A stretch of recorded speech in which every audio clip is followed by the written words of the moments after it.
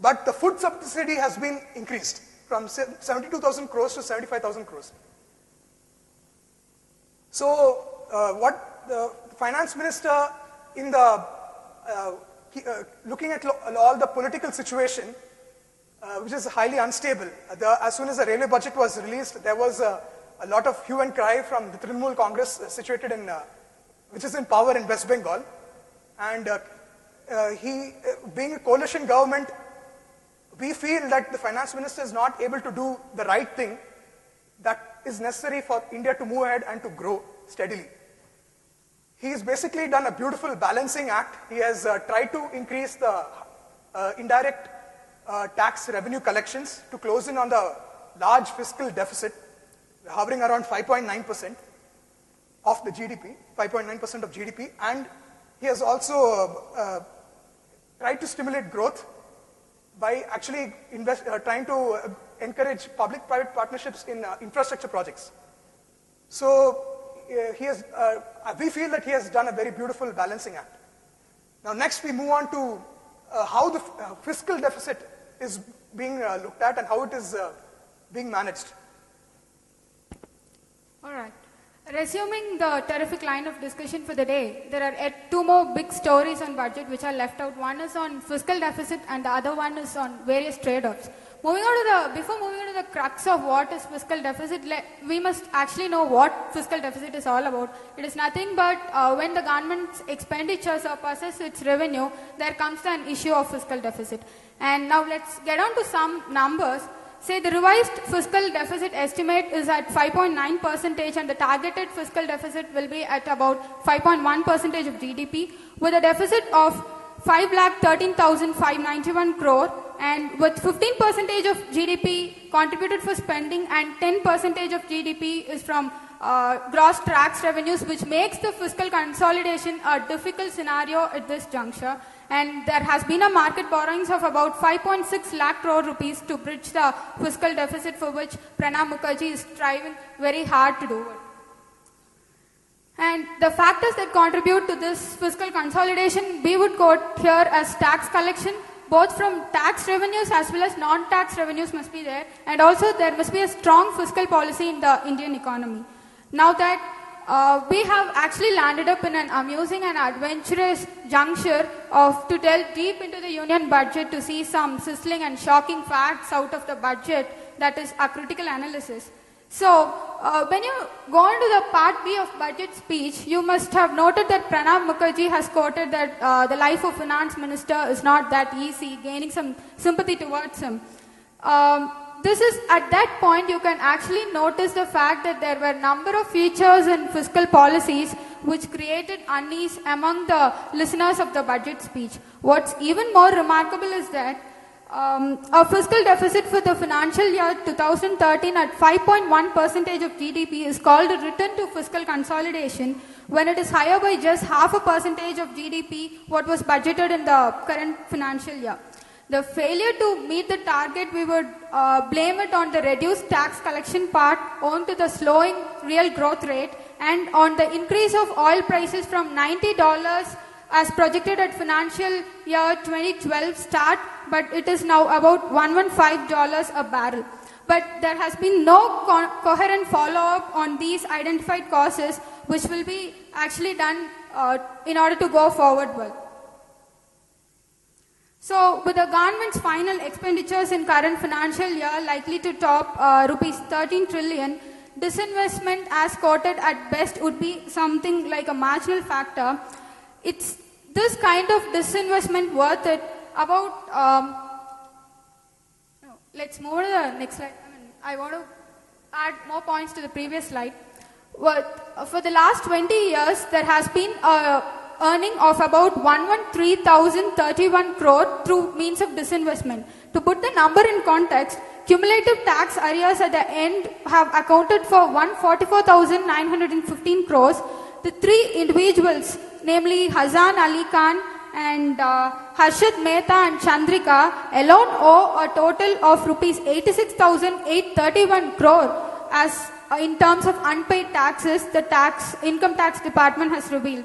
So a haphazard approach has meant that disinvestment has been more of a hype and it does not actually contribute to the economy of the country. Now let's take in the case of 3G auctions. Take the fiscal deficit for example, it's actually a much better than forecast.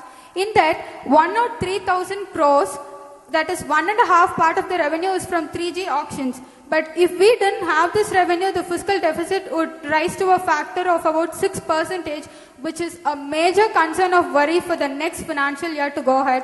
So what do we do for that, to overcome this part of the 3G auction? It will be dealt by Gautam Nambia.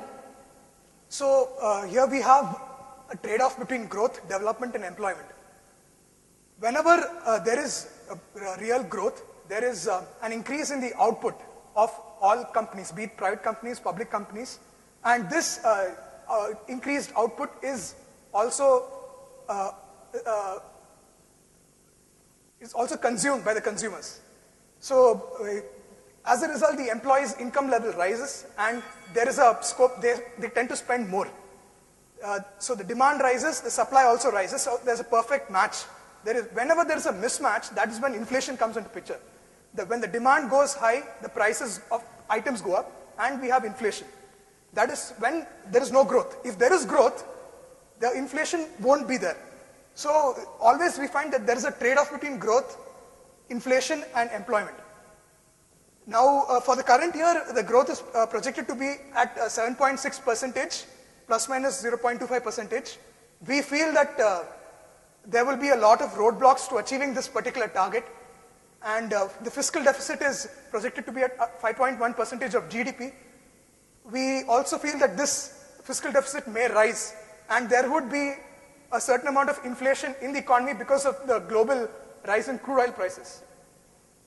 Crude oil prices are at present around $125 per barrel, whereas the Indian government considers it to be at $115.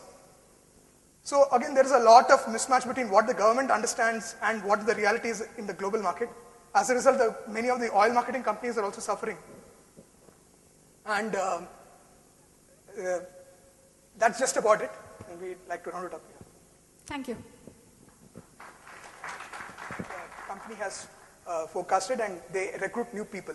So employment situation improves, and as a result, generally people have more income in their hands to spend.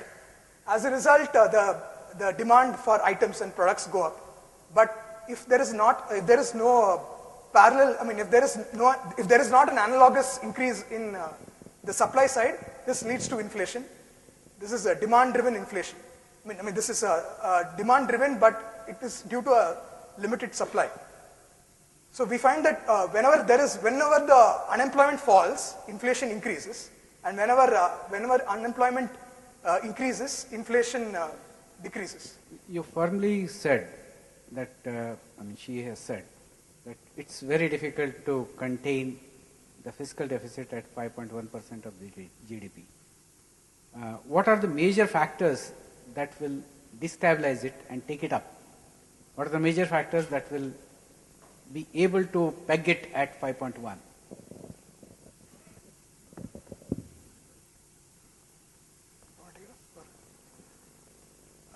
One of the main things which everyone, many of the business people from the business community would be against this new proposal in the budget to make retrospective amendments to the Income Tax Act. What this actually means is that the government has initiated certain steps after what has happened with respect to the Vodafone case. The government brought this up because the whole Vodafone transaction, the Vodafone company purchased the Hutch SR Telecom. That entire the deal happened outside of India, outside of India, and whereas the actual assets, the physical assets, were in India. So this deal, the cross-border deal, was not taxed.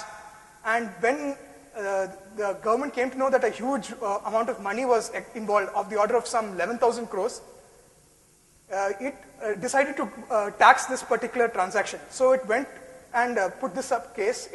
Earlier, it took it to the Bombay High Court. Bombay High Court forwarded it to the Supreme Court, and the Supreme Court finally said that the government doesn't have enough evidence or its stand is not very clear on this matter, and Vodafone won the case and they didn't have to pay any tax.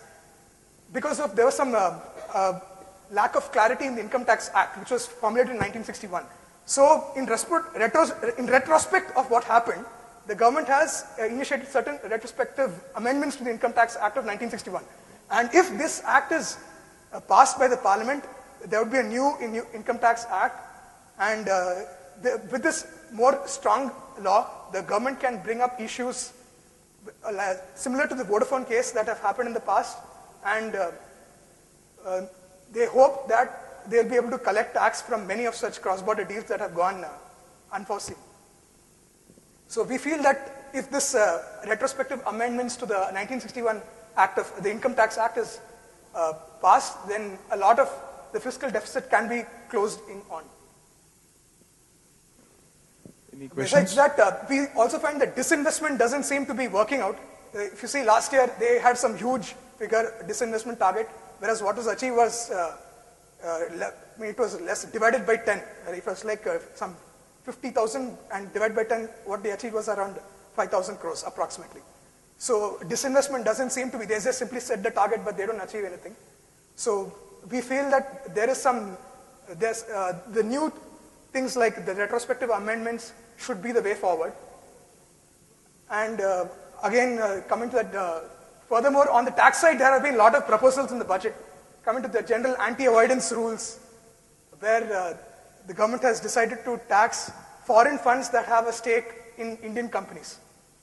So there has again been a lot of resentment from the business community because they feel that a lot of foreign investments would be discouraged because of this.